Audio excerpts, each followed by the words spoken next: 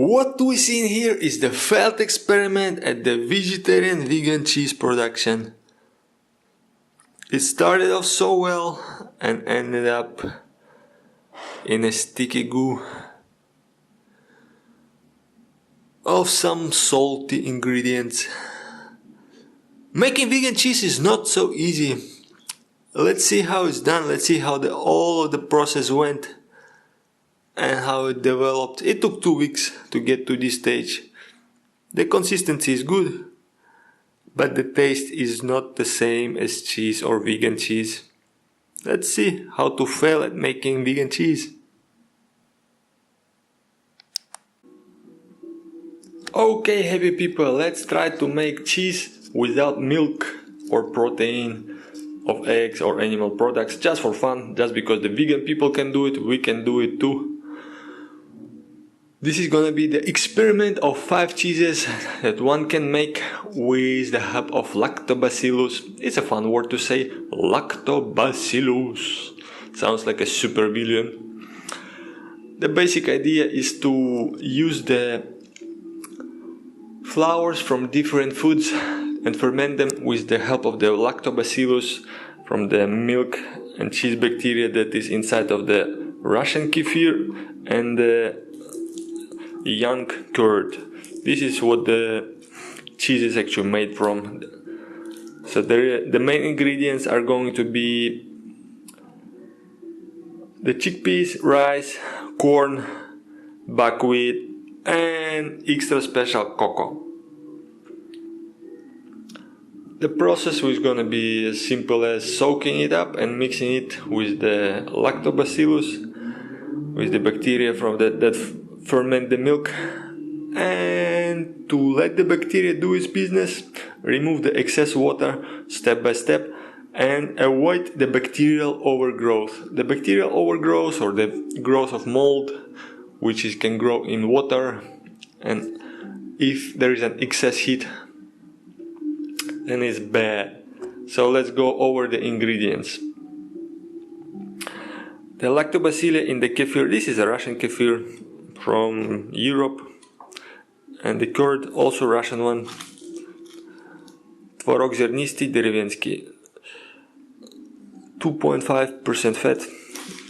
It's not important what it is, it's just important that it has lactobacteria that is essential and good for fermentation. Then it's gonna be the flour of the chickpeas. Those are the chickpeas. They contain a lot of protein, just as a cheese. And the cheese from the chickpeas is gonna be a little bit more similar to the original milk cheese. Then rice. People ferment rice in Japan to create rice sauces and rice salsas and rice natto. And also ferment rice to create tea. And this is going to be the rice flour. And then this is going to be the corn flour, which many people know in its original form, like it grows on the trees. The corn flakes. Very tasty corn trees produce the corn flakes. And then the flour of the coconut from Indonesia, which many people know in the form of the coconut or the coconut flakes. And water to soak up the flours, because all of the flour is very concentrated, it soaks up the liquid. And the initial lactobacillus is going to be just a starter, so that in case the process is going on, it's not going to be too many bacteria. The bacteria will have to conquer the medium, the food that is fermenting. So it's going to be a natural process and there is not going to be excess of lactobacillus. All of this is going to be mixed in water in separate containers. And this is a buckwheat flour from Germany or Europe or East Europe. And this is the buckwheat. As is any other cheeses, it is possible to mix in spices and herbs, in this case herbs, and garlic or green pepper, curry. It's also possible to mix in the slices of cheese, the ones that you like, and that already have the cheese bacteria. The whole point is to avoid the milk and the animal proteins and to create a cheese that has a different flavor, kind of a nutty flavor. The problem with the vegan, vegetarian cheeses is that they have a lot of excess water. So this one is going to be different. We're going to try to remove as much water as possible, but the initial step is going to be with a lot of water and liquid. Let's do that. Let's mix up the ingredients.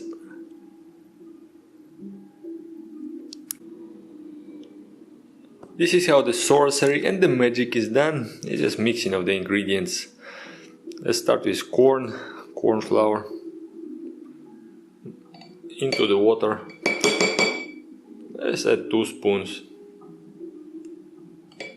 which will equal to 4 spoons once it soaks up with water. 3 spoons is gonna equal to 6 spoons. A little bit of fresh cheese and curd, and a little bit of the kefir bacteria. There are billions or millions of different types of bacteria in the kefir. It's not a single bacteria, it's a city of bacteria. That's why I selected kefir instead of a yogurt, but you can probably do it with yogurt, the creamy one that you like. And once you do this crazy preparation experiments, it's better to label corn.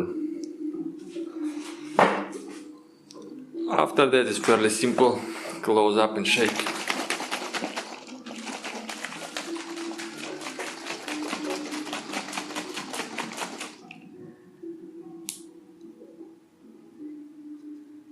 So now it's like a mixture of lactobacillus, lactobacteria, corn flour, water, and curd. If I wanted to, I could add salt. Salt will prevent the bacterial overgrowth. Or let's try some herbs. A little bit of herbs, which is oregano, dill,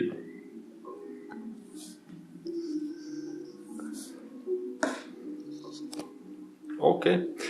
This is just against the bacterial overgrowth, and the process is going to be a little bit slower. It's not going to stop the bacteria, but it's make them slower.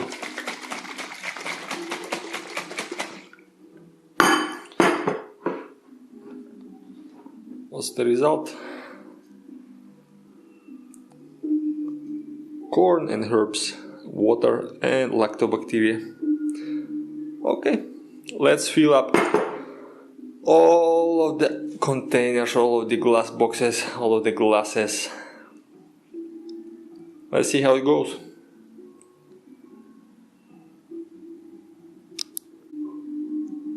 The mixing and shaking is done. The ingredients are mixed.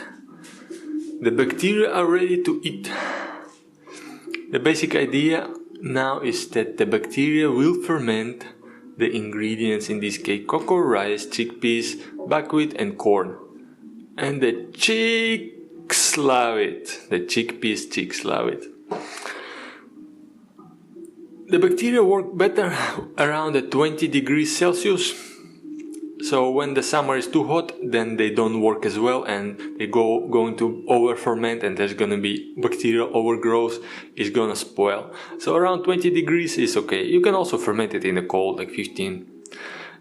The result will depend on the temperature and the amount of air. Air is very important. That's why the lids are only for the shaking and the mixing. There's cocoa, rice, chickpeas for the chicks, buckwheat for the wheat, and the corn for the brave people.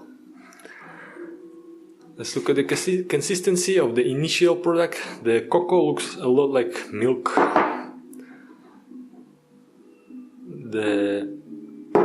What was that? The rice. Rice is like a watery milk.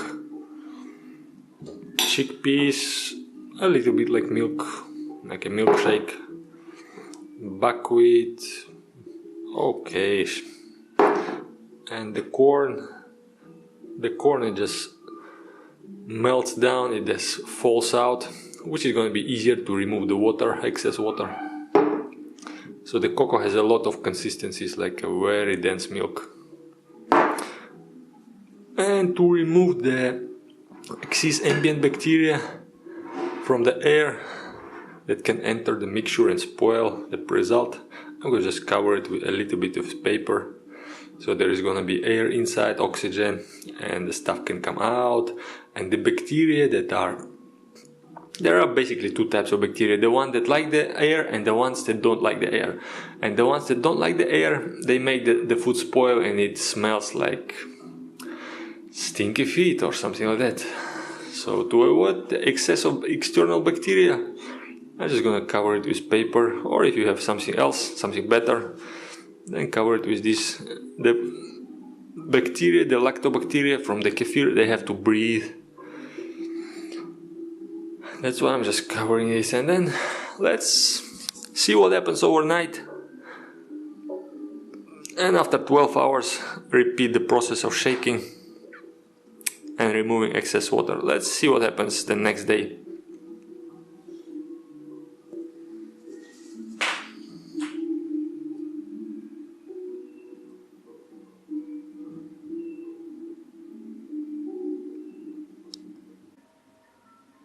"16 hours later, let's see what happens, and let's have fun." This is the visual result of the fermentation over the 16 hours at 20 degrees room temperature.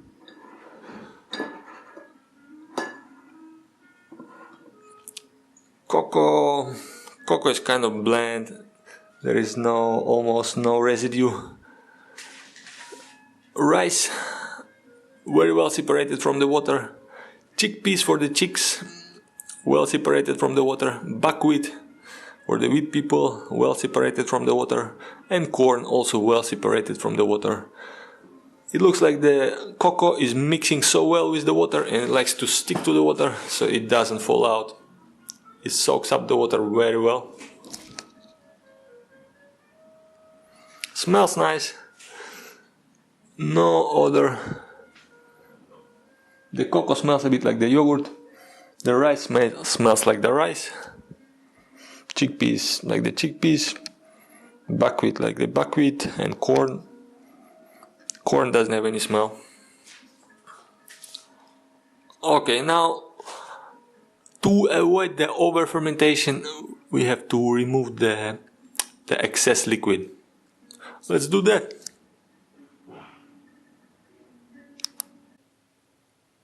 The removal of the excess liquid is as easy as pouring it down the drain before shaking up the mixture. It's fairly easy.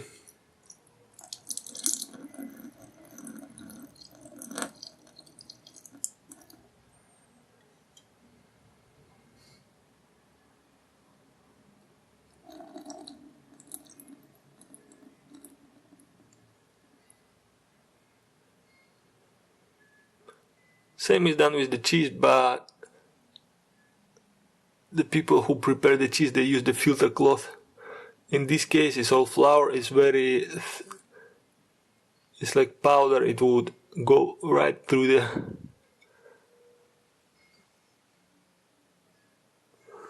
the filter. I guess it would be possible with coffee filter, but I don't want to spoil coffee filters. Just like that is good enough.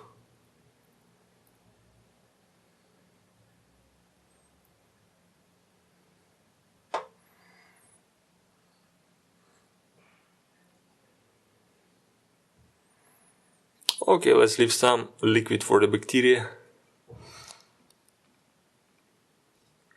And let's repeat it with all other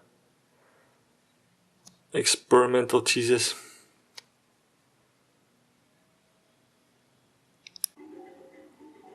After the removal of excess liquid, the total volume did shrink by half.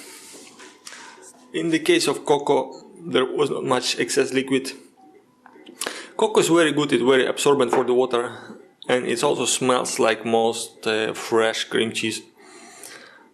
As the most pleasant smell at this stage. Let's see what happens tomorrow. Rice, chickpeas, buckwheat and corn. Let's close up the lids and shake them up. Once again, just like in the traditional cheese preparation.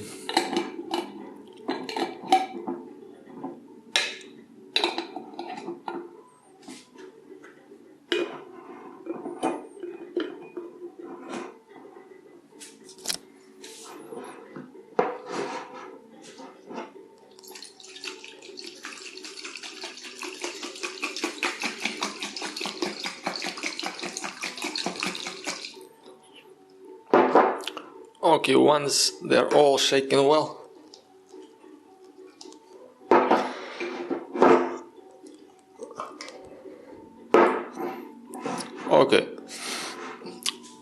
once they're all shaken well and mixed with the air so that the bacteria can breathe once again. That's the whole idea of the shaking and mixing and removal of the excess liquid, that the bacteria can breathe once again. They have to repopulate the mixture to feed on the ingredients, on the nutrients, whatever they have in there, and ferment them. Let's see what happens tomorrow. Also, after mixing and shaking, just open the lids and let it breathe so there is air.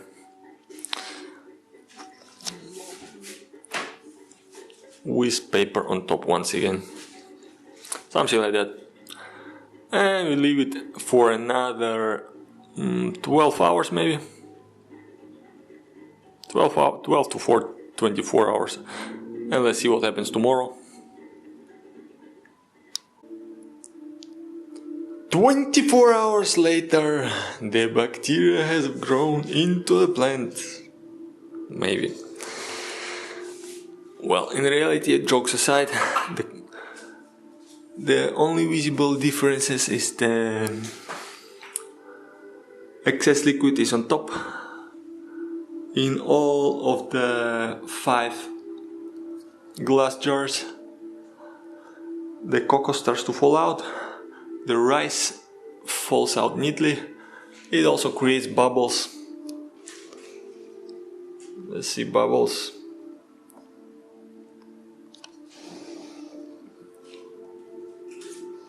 Cocoa does create a little bit of bubbles.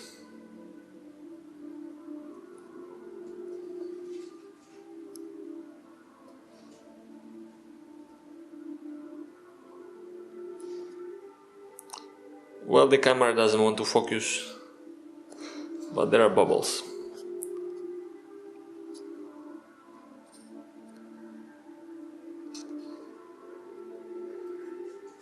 Okay.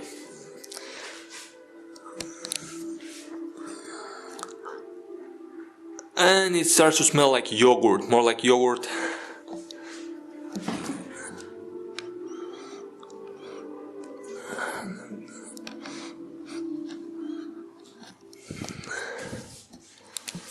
The corn smells like pancakes, the yogurt-based pancakes. The cocoa smells like yogurt. All of the rest doesn't smell that much different from the original smell and taste of the flour.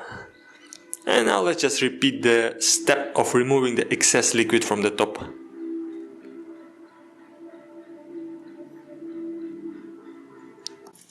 Let's get this done. Let's remove the excess liquid.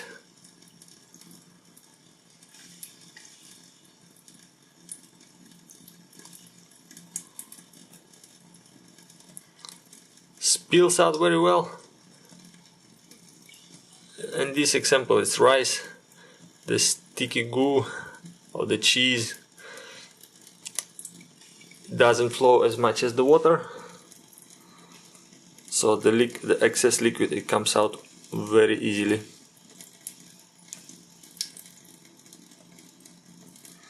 It's not that hard, rather easy.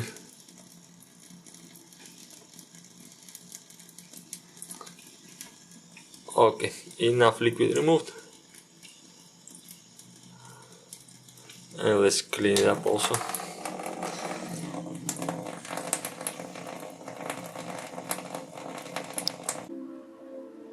The fermentation containers, in this case just glass jars, are now free of excess liquids and they have fresh air inside.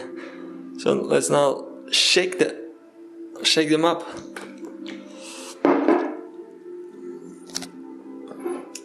Mix up the air and the bacteria.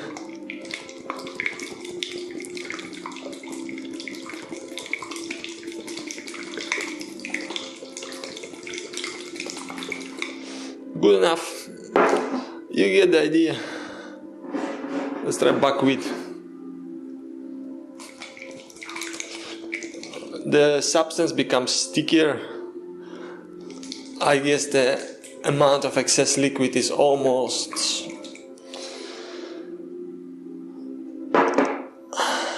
gone, so there is no excess liquids.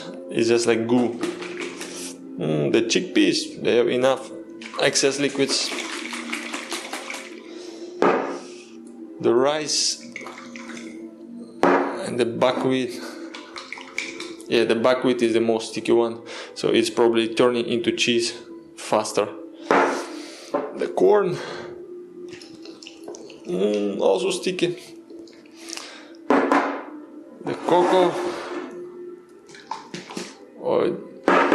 the cocoa is way too liquid, but it looks like the cheese from the fresh cheese from the cow milk.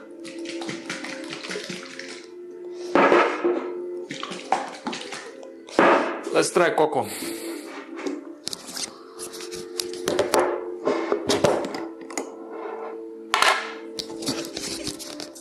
Okay.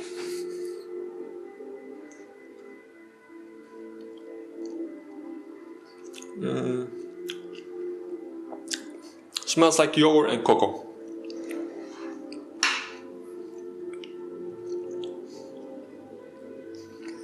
Interesting. Yogurt and cocoa. So the bacteria are multiplying. It suggested that it's now entering the stage of yogurt. Later on it will enter the stage of curd and stage of cheese later after that. As long as I can maintain a clean, mild conditions for the growth of the bacteria, which means air, the proper temperature of 20 degrees or 25 maximum, air, some liquid and food, which in my case is all good, but you have to do it every day, continuously provide the bacteria with fresher air. Okay, let's see what happens tomorrow. Also, I'll just open up all of the lids, clean them and place paper on top so that the bacteria can breathe and there is no danger of creating the bacteria that strive without air. Those bacteria are bad. They will ferment the food later on, in the later stage, when there is no excess nutrients and no excess liquids. So there's going to be a multi-stage fermentation. Both types of bacteria will ferment the cheese. At this first step, we want the air bacteria to start it, and the bacteria that grow without the air, they'll finish the fermentation process. Let's see what happens tomorrow.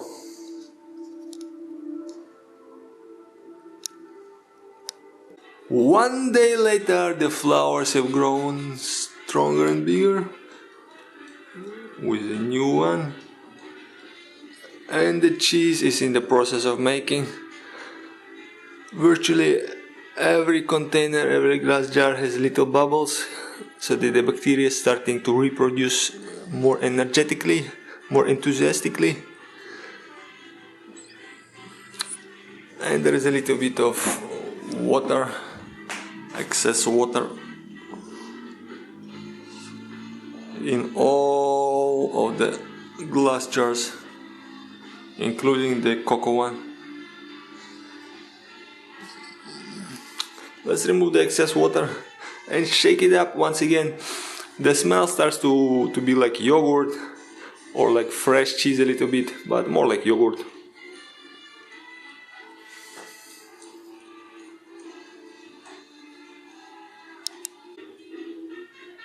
On the third day, some of the mixtures and the ingredients start to become solid. Like in this case, the corn, it becomes so solid I cannot shake it anymore. I have to physically move it around, and it starts to be more like dense yogurt. In the case of the buckwheat, it's still a little bit soft, so I can shake it and mix it. The chickpeas are also soft. The rice is completely solid, doesn't move. It's more like a cheese.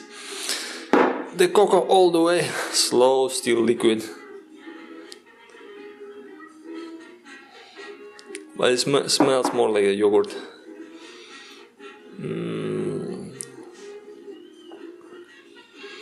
The rice starts to smell like a creamy cheese or creme fraiche. The chickpeas smell like the chickpeas. Buckwheat starts to smell like the herbal cheese. And the corn smells like corn. Okay, I just mix it up with a spoon so that the bacteria have air inside and then grow very well. Let's see what happens on the next day.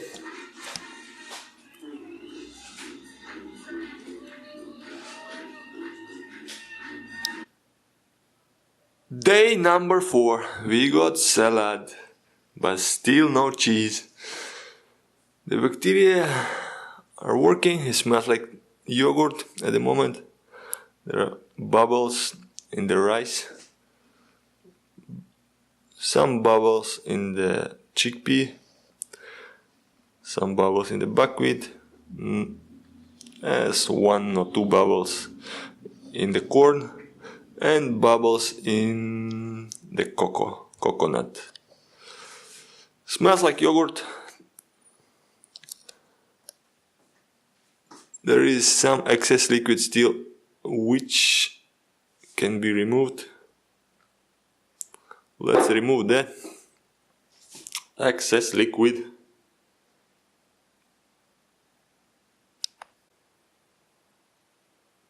The texture of the preparation starts to resemble a little bit like cheese,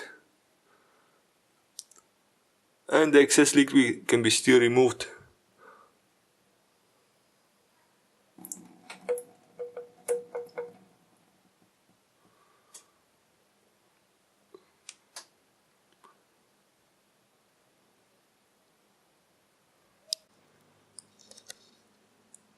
The lactobacteria need their air, they want to breathe. Let's mix up the preparation.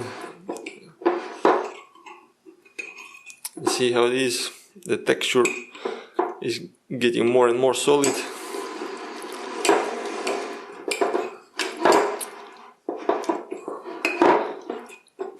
So the more air they get, the more of them are able to survive, the good ones. You want to be extra careful. You do it with separate spoons or clean the spoon differently.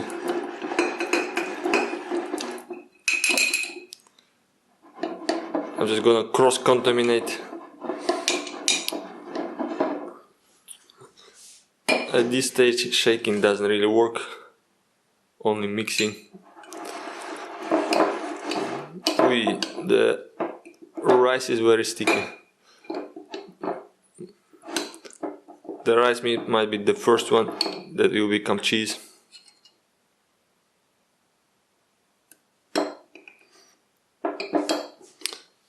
And the cocoa might be the perfect one because it's still watery, creamy. very easy to add air.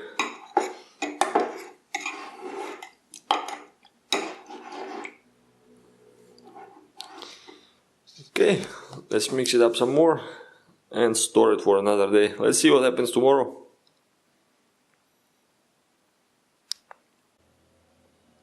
Day number 5 in the process of vegetarian, vegan or non-milk based cheese making. At this stage there's almost no excess liquid or almost no excess liquid visible apart from the cocoa. The rice has some, like 1 small spoon. Chickpeas have like 1 large spoon of excess liquid. Buckwheat has very little.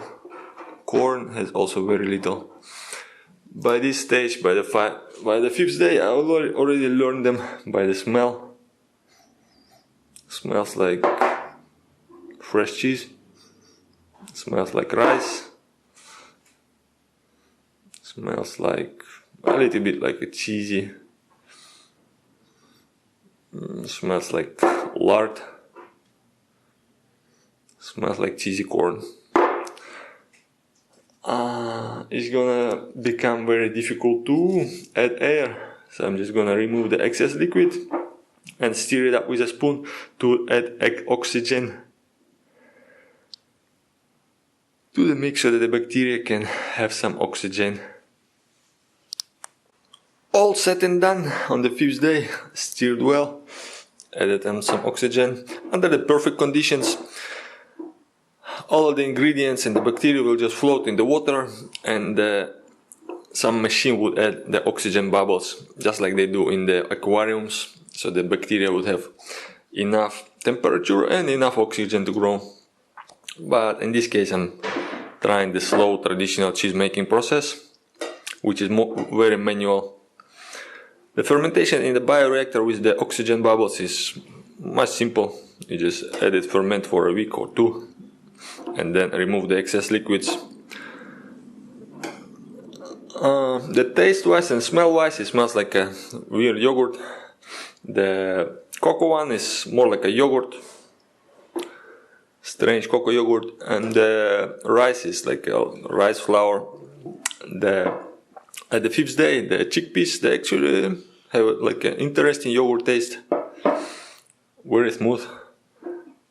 The buckwheat is a little bit starchy, and the corn, it starts to become sweet. Not sure why, but it's sweet. Okay, let's see what happens on the 6th day of fermentation.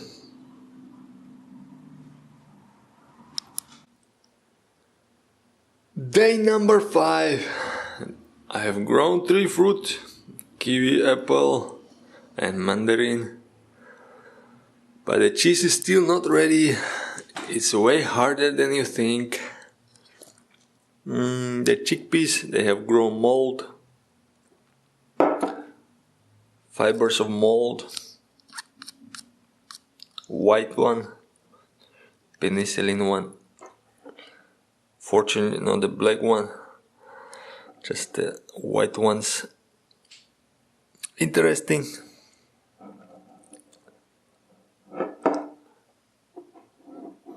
Mold has also grown in the buckwheat one. Corn one is still okay. And the rice still okay. Cocoa is still okay.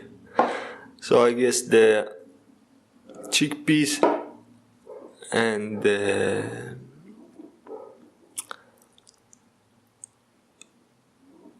buckwheat, they fall out of the race at this moment because they have started to grow mold, and mold is toxic to the human body, so they fall out of the race at this moment. Only 3 candidates for cheese remain. Cocoa, rice and corn.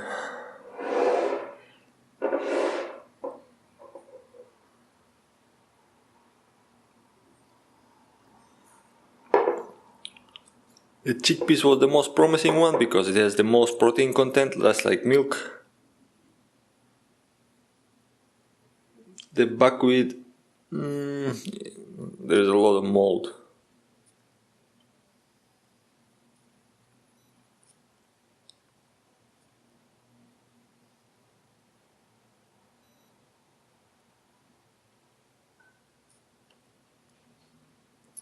Okay, let's drop those two and keep the 3 candidates. Let's see what happens on the next day of cheese growing, vegetarian cheese growing in not so perfect conditions. Day number 6 of the Mad Science project. It's time to measure the results. In the race we still have corn, rice and cocoa. At this stage there is no mold. The buckwheat and the chickpeas fell out of the race because they became moldy. The cocoa still tastes like the cocoa, which is interesting, like a cocoa yogurt. The rice tastes like milky something starchy. It's interesting, surprising that the rice tastes more milky than the rest. The corn starts to taste very sour, like sourdough. I don't want to make bread, I want to make cheese. It's like this is turning into a sourdough. The corn is turning into a sourdough, which is kefir based. So in case you want to make bread, you can prepare live kefir bacteria and corn flour to make sourdough. The rice flour surprisingly doesn't taste like sourdough, although it creates the similar bubbles and the same consistency. It still tastes milky. The cocoa is surprising. It's bacteria resistant. It still tastes like cocoa and a little bit milky, the watery part. Let's see what happens tomorrow. 1 week, 7 days have passed. Still no cheese. I tell you, it's more easy to buy the cheese in the supermarket than to make it. This is the cocoa. It still tastes like cocoa yogurt. Cocoa is very resistant to fermentation of lactobacillus, it seems. It's also very nicely mold resistant. And you have rice. Now it starts to build bubbles. Let's see the bubbles.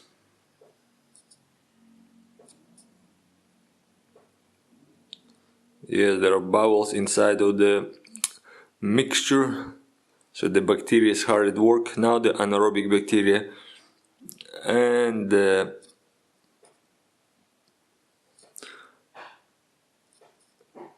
contents have formed a solid layer.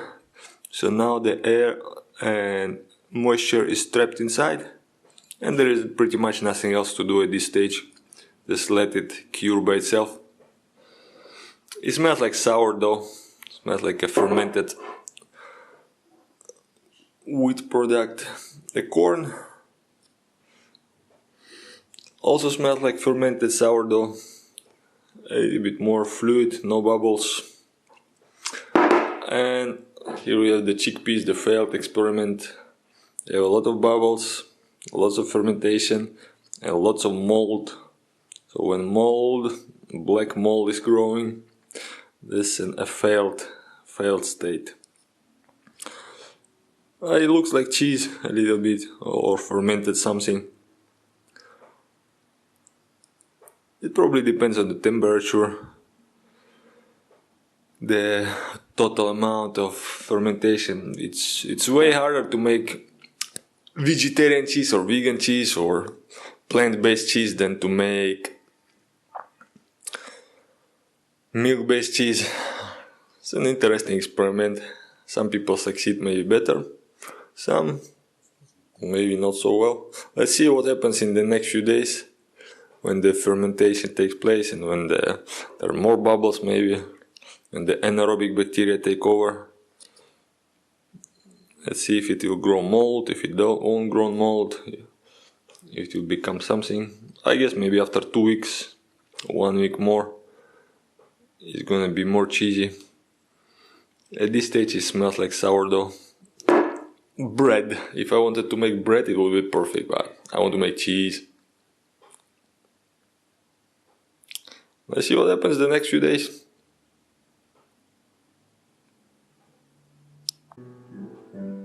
One week and 2 days later, the bacteria have grown up. They have started their cities, the colonies. They fight with mold, cold, and hunger.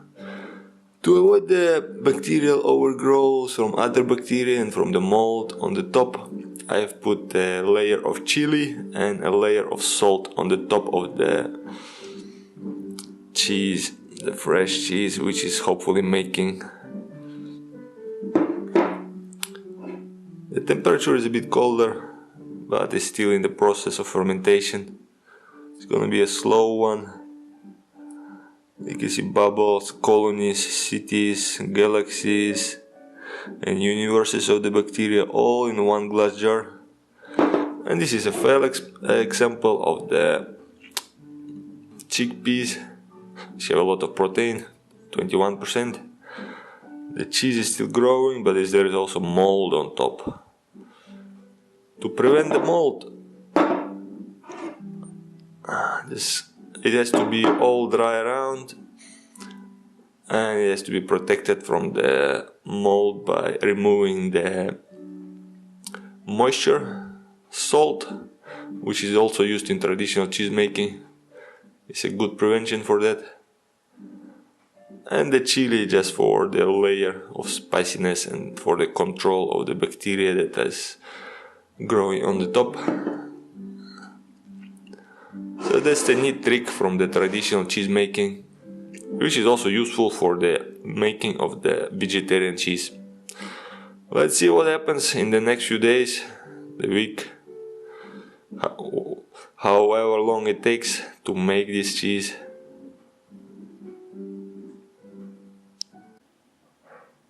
Two weeks into the experiment, the flowers have faded, they have grown a new blossom. We have 3 candidates. The cocoa one is a failed experiment, it just doesn't ferment. Not sure what to do with it, just cook it or whatever. It turned into a salty sludge. Adding salt wasn't a good idea, it totally ruined the taste.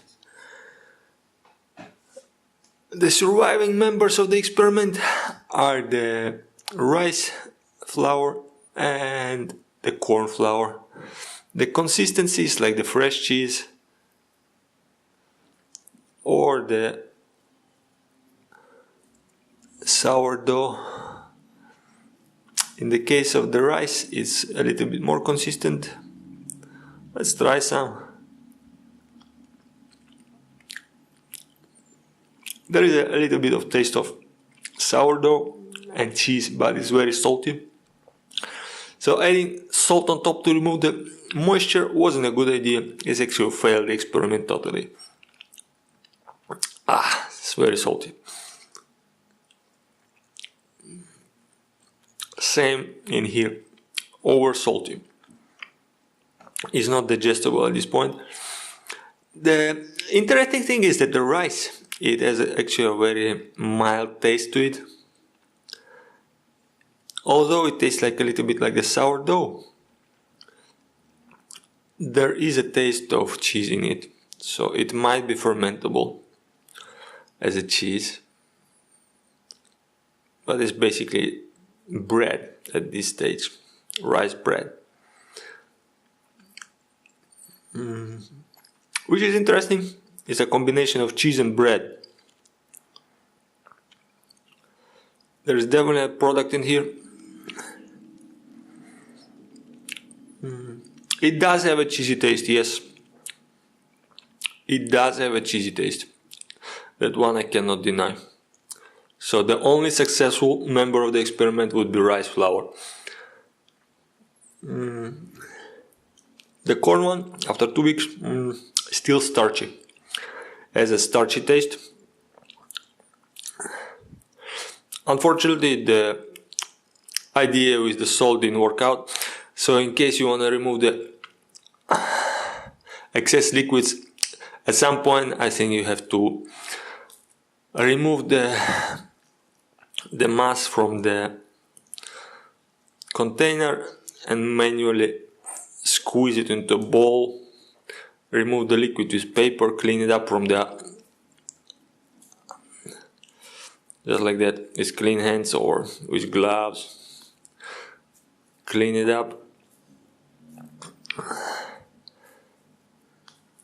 and make it into a bowl and keep it, let it ferment from the inside while cleaning the exterior from the mold and from the excess moisture by, I'm not sure why, like clean paper towel, something like that would work actually. It would ferment into something. And in the case of rice, it actually has a little bit of cheesy taste, like a cheesy bread. So you don't need any bread to eat it. It's interesting. Salty and cheesy. Very salty. Okay, I hope it helps in your own future experiments. Keep pushing the limits of the possible. And the cheese making factories, they probably could have done it. The people who are more experienced with cheese, they can do it. If you can do it better, go on, do it. Make an experiment with vegan cheese, document it, publish it online, publish it on the internet, make it available so that we all can enjoy the future. We can have cheese from, cheese from eggs, cheese from corn flour, cheese from rice, cheese from chickpeas, cheese from buckwheat. It would be an awesome future when we could have different cheeses, not just from milk. It's not about being vegan or vegetarian, it's about having the different choices and tastes and eating an advanced food. Thank you for watching, thank you for supporting the Creative Commons movement. Have fun at your own food projects.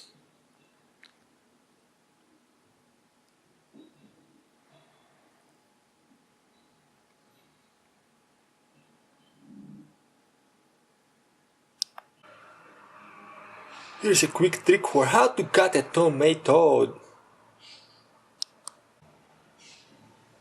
First we remove the part that is connected from the tomato to the stem of the tomato plant by cutting it in a circular motion. And then here is a trick. You squeeze out the juice into the salad, into the sink or into the salsa, into the sauce that you are trying to prepare. Squeeze it out, make it dry. Make it more solid.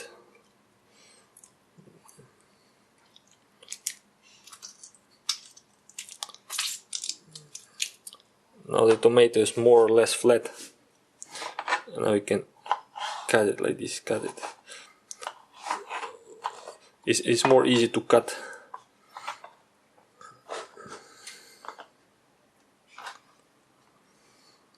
One hand cutting. And then as you go, you just twist it, twist it, twist it, twist it, twist it, turn it, and it comes out in slices.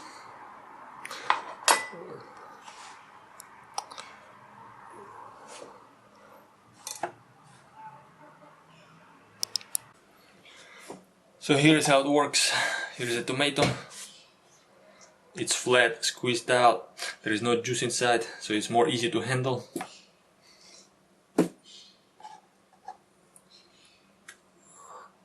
Now it just goes in slices. A bit like, the texture is a bit like meat. And because it's squeezed, it's more easy to cut. Even if the knife is unsharp, but you have to initiate with a little bit of motion. And it's easy to move around because it's already squeezed. This style of tomato cutting is good for the preparation of salsa or for the salads that don't require tomato as a decoration. If you want the tomato to be the decoration of the salad, then it's not the best way to slice tomato. But basically it's like a little bit smashed and mashed tomato, which is now ready for consumption.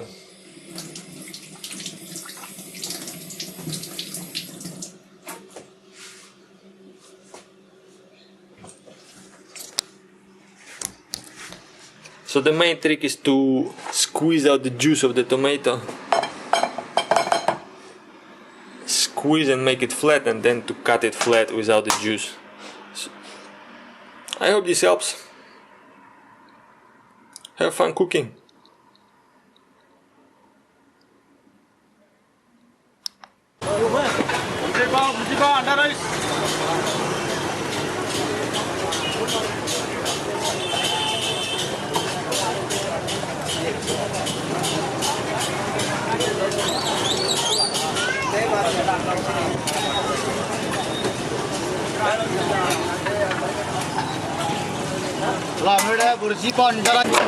Yes, the guy is cutting green mango for sale. It's like a lemon tree in India. Cut, cut, cut, chop, chop, chop. A very nice machine for chopping.